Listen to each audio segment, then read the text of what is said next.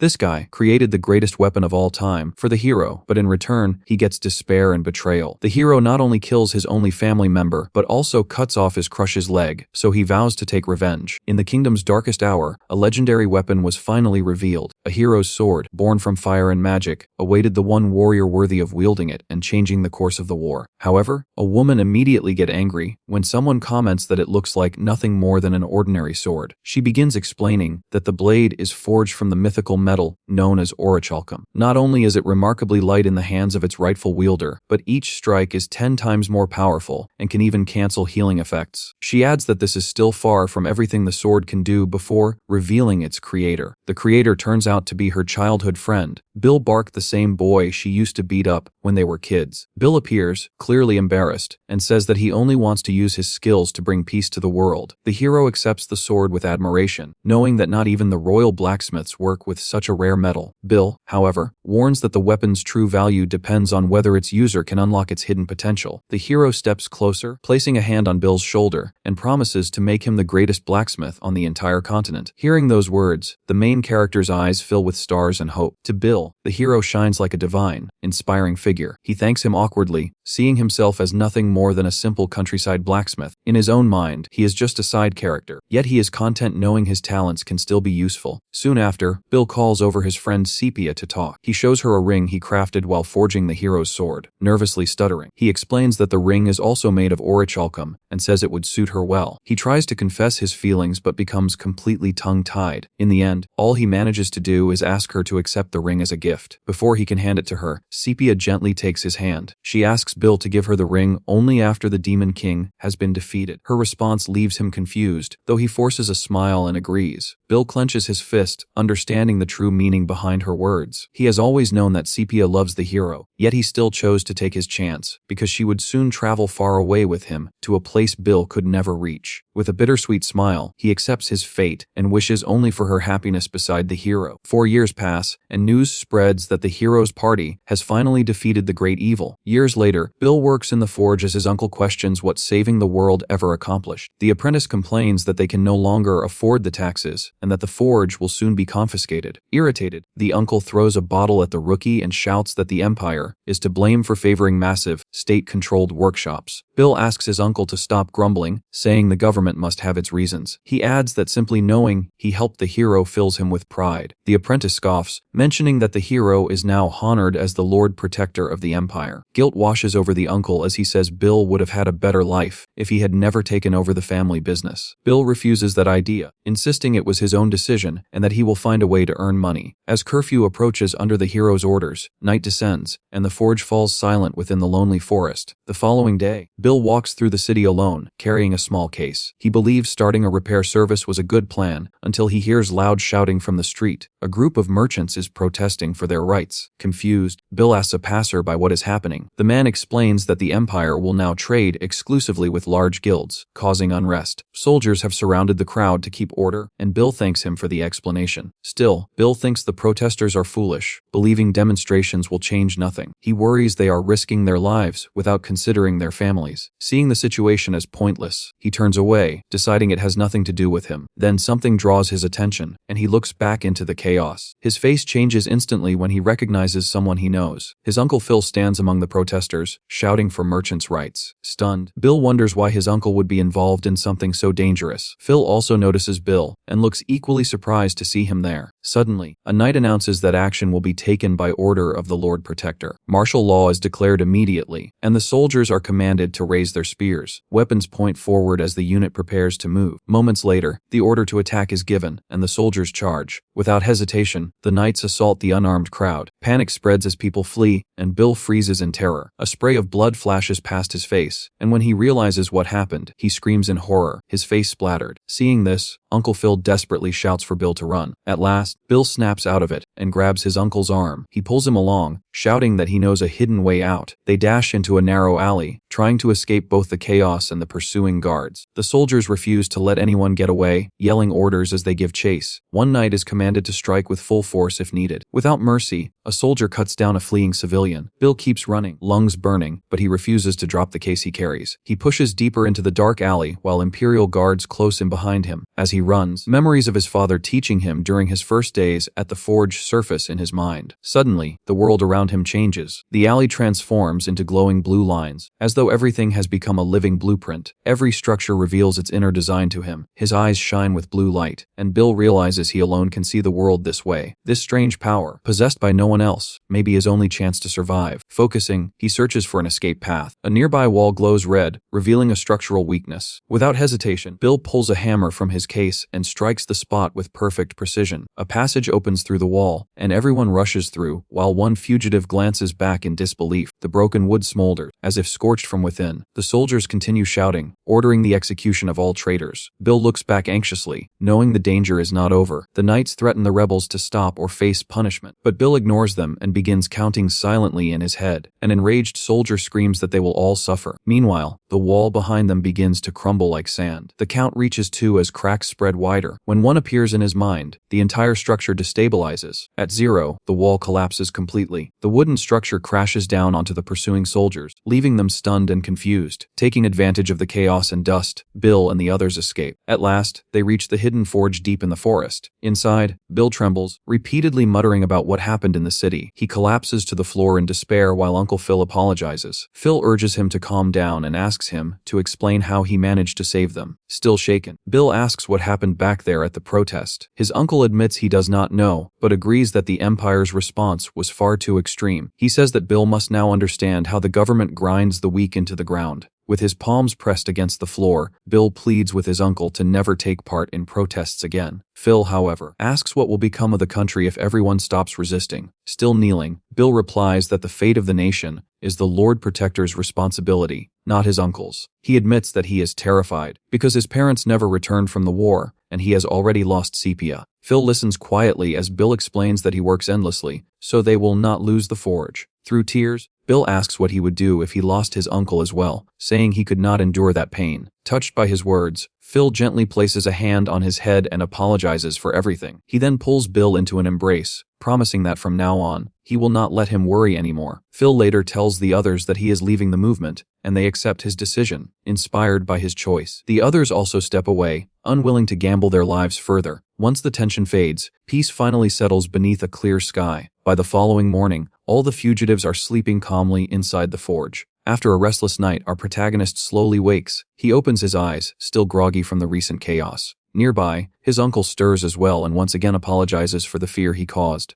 Relieved, Bill assures him that he will no longer need to worry about the forge. At last, Bill lies back down, believing that everything has finally returned to normal. That calm is shattered when the forge doors are violently kicked open. In an instant, soldiers of the Empire rush inside, and their commander orders everyone to be arrested. Bill is seized and accused of treason against the state, leaving him utterly stunned. Everyone is bound and dragged outside, while Bill struggles to make sense of what is happening. It feels wrong to him, since an attack should have come during the night. Moreover, the forge is isolated, making it unclear how the soldiers even found them. Suddenly, one of the fugitives shouts that this was not part of the deal. It is Tom, who steps forward to defend his master, insisting that Bill never took part in the protests. As they are led away, Bill finally understands the truth. He fixes his gaze on his apprentice and realizes that he has been betrayed by the person he trusted most. Tom is shaking and cannot bring himself to meet his master's eyes, overwhelmed by shame. With his hands bound, Bill quietly asks why he was betrayed. Then he screams with all his strength, demanding to know why Tom sold them all out. The apprentice explains that the soldiers had promised not to arrest Bill under any circumstances. They had said Uncle Phil was of no value to them. Through tears, Tom explains that the forge was going to be confiscated anyway, and that Phil only drank and joined protests. On top of that, the government offered rewards to informants. Tom believed that if the uncle were removed, the forge could be rebuilt from nothing. In the end, he turns away, apologizing for his betrayal. Sometime later, the sound of trumpets announces the arrival of someone important, and Bill is brought before the Empire's throne room. Cleaned up and trembling, he stands as the Lord addresses him as comrade. The Lord Protector reveals himself to be the hero, Oliver Prime, and tells Bill to relax. Bill awkwardly replies that it is difficult to feel at ease in such a place. Oliver wastes no time and asks if Bill would be willing to join the people's movement. Panicking, Bill drops to the floor, declaring himself a devoted admirer of the hero. Oliver laughs and remarks that Bill is one of the few who still calls him that. He explains that Bill's innocence is already known, as a witness confirmed everything. Bill feels an immense sense of relief and wonders who helped clear his name. Oliver then reveals that he personally paid off the forge's debts, leaving Bill speechless. He dismisses it as a small favor for the man who once saved humanity. Among the spectators, one man questions why Bill is being treated so favorably. His companion responds by speaking of the three greatest master blacksmiths of the world. One is the Cyclops of the demon realm, another is Vulcanus of the kingdom of Aveline,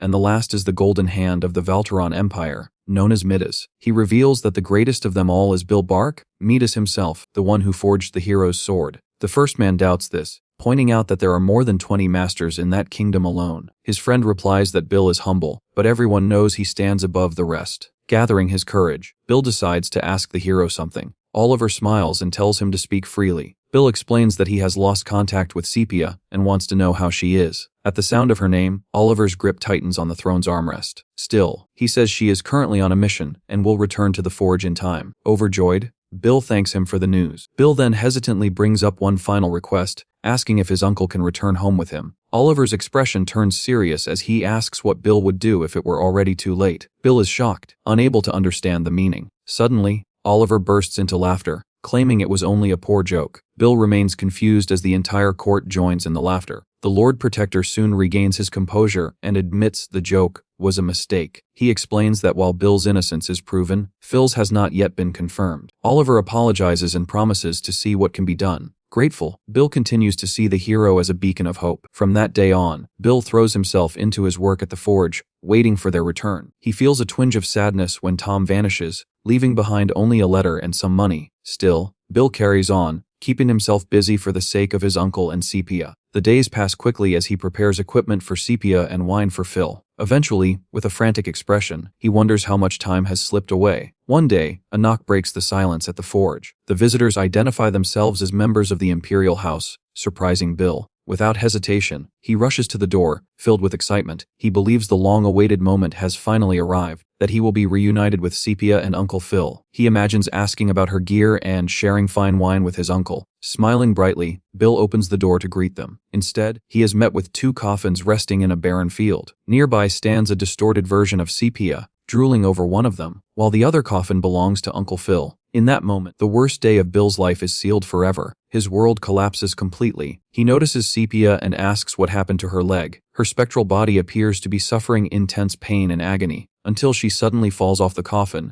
completely unaware of her surroundings. Bill questions whether he is dreaming when he sees Sepia leaning against one of the coffins. He slowly walks toward the wooden structure, unable to believe his eyes. With tears streaming down his face, he asks why his uncle is lying there like that. After all, he had even purchased an expensive drink so they could celebrate together. All of a sudden, our protagonist bursts into uncontrollable laughter, which quickly transforms into a scream filled with pain and despair that echoes throughout the room. He keeps screaming, demanding to know why this is happening to him. Driven by madness, Bill begins shaking the coffin, pleading for him to wake up. The pain is so overwhelming that it feels as though his own flesh is being ripped apart. At that instant, he remembers Oliver's lie about Sepia mission. That false promise redirects his growing rage. He also recalls the empty assurance that the hero would help his uncle return. With that, all of his fury finally finds a clear target. Dropping to his knees, he releases one final scream of pure anguish and hatred. His eyes glow with power, as his suffering finally has somewhere to go. The scene shifts to the past, when Oliver bids farewell to our protagonist. He gives Bill a golden emblem as proof that he had been his guest. Oliver explains that the emblem would allow him to visit the castle or even sell it at the market. He jokes that the object is made of pure gold and is worth a great deal of money. Bill accepts the emblem gratefully and promises that one day he will repay the favor. Back in the present, Bill presents the emblem to enter the castle, and the guard recognizes him instantly, wearing a cold expression. Bill explains that he has come to carry out maintenance on the Lord Protector's sword. The guard instructs him to wait while his superiors are informed. As he waits, Bill clutches his case tightly, his tension clearly visible. He begins imagining how a direct confrontation with the hero might unfold. In his thoughts,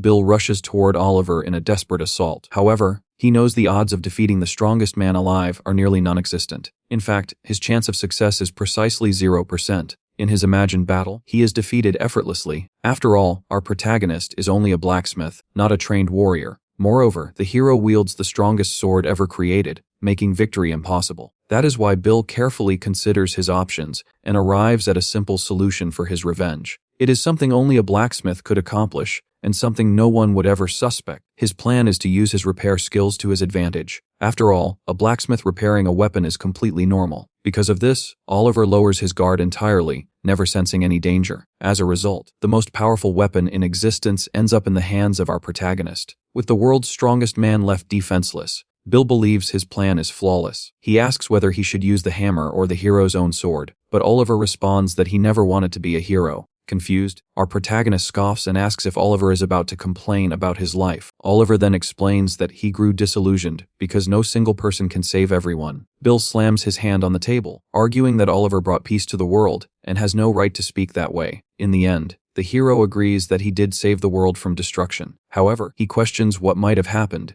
if the Demon King's army had never invaded. If there had never been a need to save the world from such a great threat, Oliver explains that the answer had been simple all along. They only needed to become so powerful that no one would ever dare oppose them. If the nation had been powerful enough, the war would never have happened. That was the conclusion he reached after defeating the Demon King. Bill remains silent as the hero begins to reveal his true intentions. His answer was clear. He believed that he alone should rule the country forever. To accomplish this, he destroyed the corrupt nobility and searched for new and capable talent to strengthen the empire. Oliver raises his hands and declares that he will not stop until there is no one left who can stand against them. He then asks Bill if he understands why he was brought to this place. Our protagonist does not care to respond properly and instead charges at the hero with everything he has. He shouts that if Oliver is finished talking, then it is time for him to die. Although surprised by the sudden attack, the hero shows no concern. He calmly points a finger at Bill and says it is a real shame. In the next instant, Oliver fires a magic arrow that pierces Bill's shoulder. Intense pain floods his body as the force sends him flying backward. When he hits the ground, the hero's sword slips from his grasp and falls to the floor while he cries out in agony. Hearing the scream, the guards rush into the chamber and find Bill lying on the ground. They quickly ask whether the Lord Protector is unharmed, but he brushes it off and says it was nothing serious. Without hesitation, Bill is arrested for attempting to assault Oliver Prime. Our protagonist then asks how long Oliver had known about his plan for revenge. The hero replies that it was the wrong question to ask at that moment. After all, having defeated the Demon King by himself, it would have been obvious that he could sense hostile intent. Curious, Bill asks why Oliver did not deal with him sooner. Oliver responds that it was because Bill was highly capable and talented. He then reveals that he wanted Bill to become one of his closest allies. The hero extends his hand and tells him that the offer is still available. Surrounded by guards, Bill asks if Oliver is serious and says he will decide only after asking one final question. Oliver finds this amusing but agrees to answer honestly. With a stern expression, Bill asks what happened to Sepia. He wants to know why she ended up in such a terrible and unsalvageable condition. Oliver explains that she was an exceptional warrior who defeated 200,000 demons. However, during the final battle against the Demon King, she lost her leg. Even so, she did not fall into despair, and together they managed to defeat the great evil. After a long and brutal war, peace finally returned to the world. That peace did not last long. Humanity soon began fighting among itself. As the power of the kingdom weakened, even the heroes were sent back to the front lines. Sepia was the only one left behind, confined to a wheelchair. While her friends continued to fight, she was left feeling useless and alone. Overcome by loneliness, she drank until sorrow caused her to collapse onto the floor. Desperate to become useful again, she turned to something forbidden. Through the use of dark magic, she was able to return to the battlefield. Oliver states that Bill has already witnessed the side effects of that power. The hero then asks whether Bill has reached a decision about his proposal. Bill ignores the offer and says his question still has not been answered. He demands to know why Oliver did not remain by Sepia's side to support her. She was his comrade, yet he allowed her to fall into such a miserable state. Bill shouts that she lost her leg fighting alongside him to save the world. He adds that as Lord Protector, Oliver had the power and influence to help her. The image of Sepia running happily flashes through Bill's mind. He says that she needed Oliver more than anyone else. Oliver responds by accusing Bill of trying to shift the blame onto him. He yells that if Bill truly cared, he should have gone to help her himself. While Oliver was out saving the world, Bill had been safely working in the forge. Pointing at him, Oliver demands how he dares to lecture him. The hero calls Bill a coward for abandoning his responsibilities and then falls silent, waiting for a response. Oliver suddenly begins to laugh mockingly and repeats the word coward. Without warning, his expression twists into madness and hatred. In a swift motion, he severs Bill's arm. Bill stares in shock at the empty space where his arm once was. Oliver shouts that he bears no responsibility for anything that has no value to him. He adds that Bill's life was spared only out of recognition for his past contributions. Bill's severed arm hits the floor as blood spreads and pain overwhelms him. He screams with all his strength as Oliver turns away. The hero leaves the room, abandoning Bill to suffer alone. Sometime later, Bill Old Forge comes into view, now left completely abandoned. A knock echoes at the door as someone calls out, asking if anyone is inside. Without warning, the door opens and Bill stands there with an empty, lifeless stare. The visitor turns out to be Sarah, a former member of the hero party and an old friend of Bill. After listening to everything that happened, she comes to understand the fate of her friend. Sarah jokingly remarks that the nation has prospered under Oliver rule, but her comment irritates Bill. She then complains that her visit was pointless, since he can no longer work as a blacksmith. Even with his arm in such a miserable condition, Bill refuses to give up. He insists that he is still capable of working, yet he declines to forge a dagger or handle any repairs for her. At that point, Sarah lies down and says it is unfortunate, because she had planned to tell him the truth about Sepia. Hearing this, Bill changes his stance and agrees to take the job, but only this once. Pleased with his response, she asks how much he plans to charge for the dagger. Bill answers that the payment will be the cost of the materials and the full story of Sepia. Sarah accepts the terms, and the two of them sit down to talk. While Bill works, Sarah explains that the hero reshaped the entire story to benefit himself. She then asks whether Bill truly believes Sepia would have failed to evade the Demon King attack. After all, Sepia was the second fastest member of the party, surpassed only by Sarah herself. According to her, the Demon King was quick, but not overwhelmingly powerful. Nearby, Sepia was playing with the ring Bill had made for her long ago. In the end, Sarah reveals that Sepia did not fail to dodge the blow, she deliberately chose not to. She sacrificed herself to shield the hero from the Demon King attack. The reality of the battlefield was very different from what had been told. In truth, it was Oliver who approached Sepia and asked for her help during the war. He needed victory in order to become the Lord Protector, but the situation was turning against him. Sepia, however, refuses his request, believing she could not be of any use in her condition. She shows him her injured leg and says she cannot contribute anything. Oliver steps closer and tells her not to concern herself with such a minor issue. He then presents a grimoire they had recovered from demon territory. Sepia is horrified when she realizes it is a book of forbidden dark magic. She argues that such power should never be wielded by anyone. Oliver clenches his fists, clearly displeased with her response. Overcome with anger, he throws the book at her. The hero shouts that they are comrades and that she has no right to refuse his request. He then moves closer and begins speaking about their bond, saying that he had always seen her as more than just a fellow warrior. Sepia is left utterly speechless by Oliver's sudden confession. Realizing what he has said, he quickly brushes it off, pretending it was only a careless slip of the tongue. He apologizes and asks her to forget everything that happened that day. As he turns to leave, Sepia stays silent, deep in thought. Moments later, she calls out and asks him to wait. With resolve in her eyes, Sepia looks at Oliver and makes her choice. Seeing this, the hero lets out a cruel smile, knowing his plan had succeeded. Sarah had been hiding nearby, silently watching everything unfold, and she heard Sepia agree to the proposal. Close by, Sepia is suddenly startled by something and drops an item onto the floor. It is the orichalcum ring that Bill had crafted for her with great care. The ring rolls across the ground and finally comes to rest near Bill's foot. In that moment, Bill understands the truth. He walks toward her and asks if he can see her hand for a second. Confused but compliant, Sepia holds out her hand, and Bill gently places the ring on her finger. He tells her that this way she will not lose it again. However, the ring immediately slips off Sepia's finger and falls away. Bill finds this unsettling, as the ring no longer fits her at all. He clearly remembers forging it to match Sepia's hand perfectly, yet now it easily slides down her finger. Suddenly, he drops the ring and begins to feel extremely unwell. Bill collapses to the ground, questioning why this is happening to him. Tears spill from his eyes and soak into the dirt beneath him. He tightens his fist and cries out, overwhelmed by rage and pain. All of his suffering bursts out in a scream filled with despair. He slams his fist into the ground, releasing all the frustration he has been holding inside. As he lies there, he starts to wonder when his life began to fall apart. He asks himself if it started when he accepted an apprentice into his forge, or perhaps when he allowed Sepia to leave without trying to stop her. In the end, he questions whether the real mistake was handing the sword over to the hero. Bill believes that everything he did only proved how weak he truly was. He feels utterly helpless, stretched out on the ground with no strength left to rise. All of a sudden, sudden, he sees a vision of a woman smiling softly at him. It is Sepia, who comes closer and gently touches his face with warmth and care. Tears continue to flow from Bill's eyes as he wonders what is happening. He questions whether she has come to comfort him after all that has occurred. Guilt overwhelms him as he realizes he never acted when she needed him the most. Resolving to change his destiny, Bill grabs his hammer with his remaining hand and promises Sepia that he will correct every mistake he has made. With a single powerful strike, he begins forging a new weapon, pouring all of his strength into the work. Energy surges through his body as he works tirelessly in the forge without rest. He swears that he will set everything right, no matter what lies ahead. Sarah then says her farewell, mentioning that she will return in 2 weeks to collect the dagger. Before leaving, she admits that she also carries guilt for failing to stop Oliver. Bill remains silent as she prepares to go. She tells him that if he ever needs help, he only has to call for her, promising that she will aid him at least once. With that, she departs. Sometime later, a massive burst of light erupts from the forge. The protagonist emerges changed, now bearing a metal arm, and he swears that his revenge will be total and unwavering. The scene shifts to a group of students sprinting through a forest. Their leader asks Hans to brief everyone on the mission for the day. Hans explains that reports have come in about explosions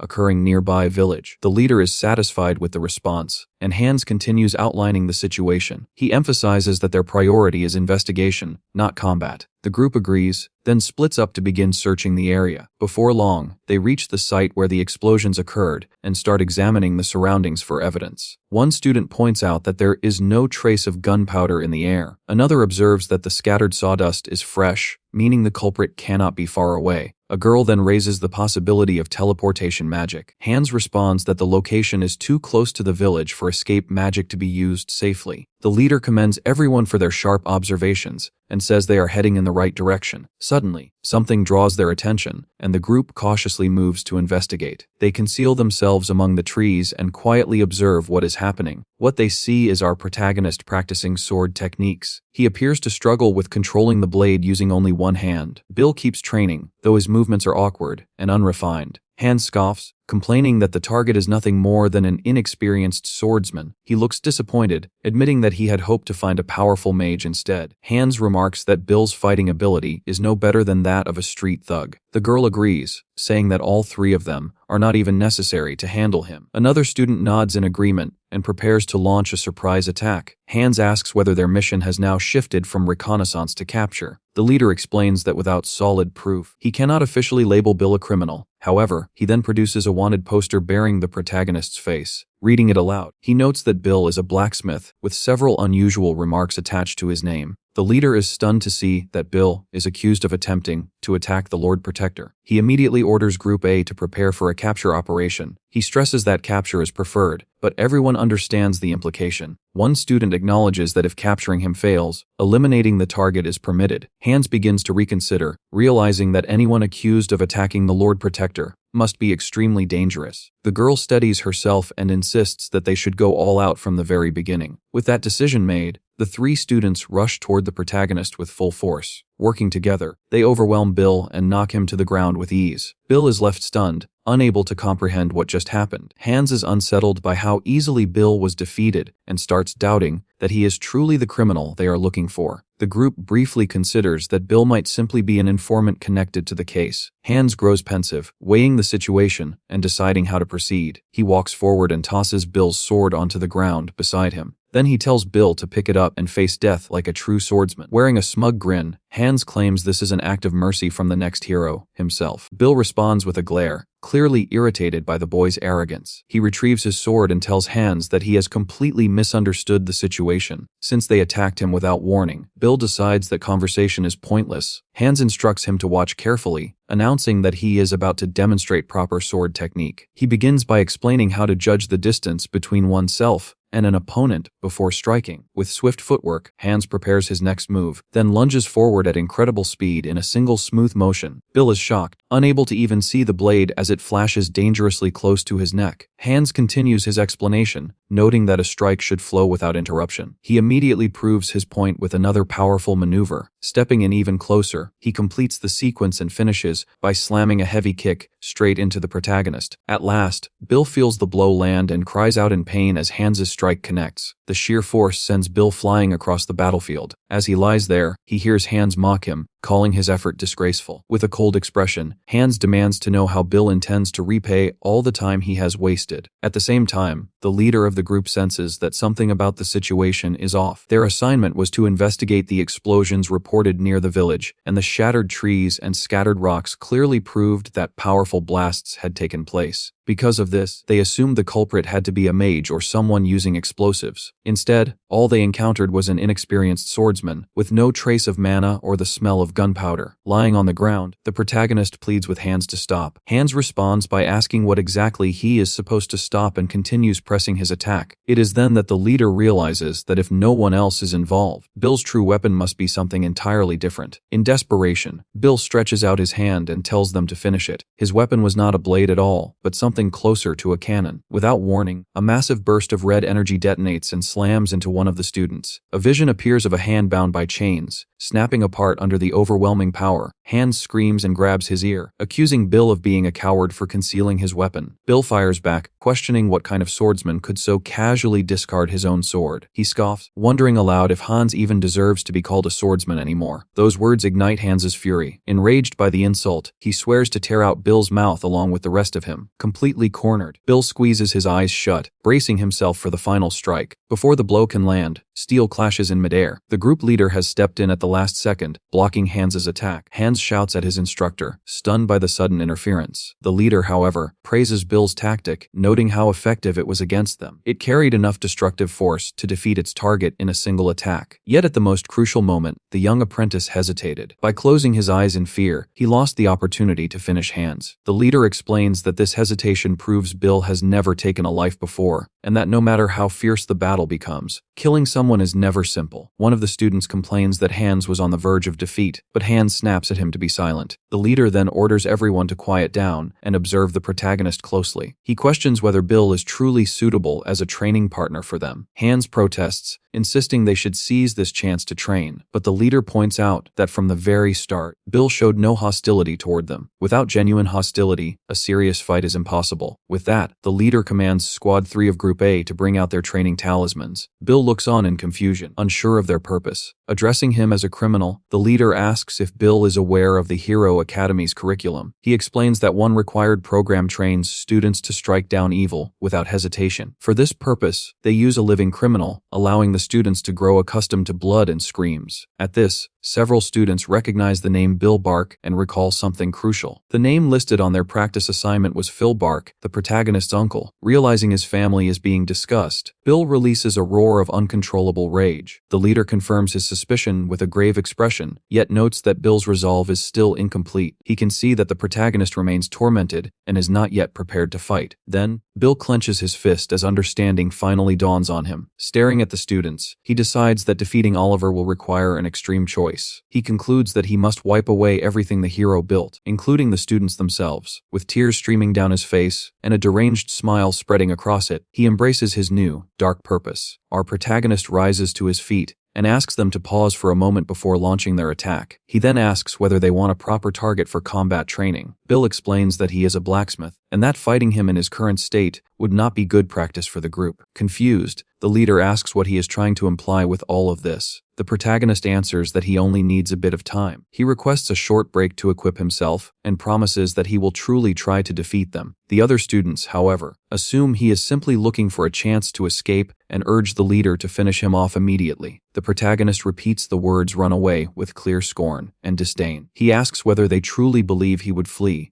Noticing his resolve, the leader agrees to the young man's request. He asks how long the preparation will take. Bill answers that 1 hour will be enough, and the leader orders him to leave and prepare. Still, he warns Bill that he already knows what will happen if he fails to return on time. One of the students jokes that they will feed his remains to the pigs, even lifting a piece of meat to emphasize his tasteless humor. As time goes by, the boy claims that the protagonist has already run away. The girl complains about losing credit for the mission, but the leader tells them to wait a bit longer. Growing restless from the delay, the girl stretches in boredom. Suddenly, a metal hand drops from the sky, racing toward one of the students. The object is caught in midair, leaving the girl completely confused about what just occurred. Moments later, a massive fiery explosion erupts in the center of the battlefield. Through the smoke, a metal hand forms and clamps onto the girl's hand in the air. She screams in terror as the metal arm, attached to a chain, pulls toward her. Immediately afterward, Bill appears on the battlefield wearing a massive, intimidating suit of armor,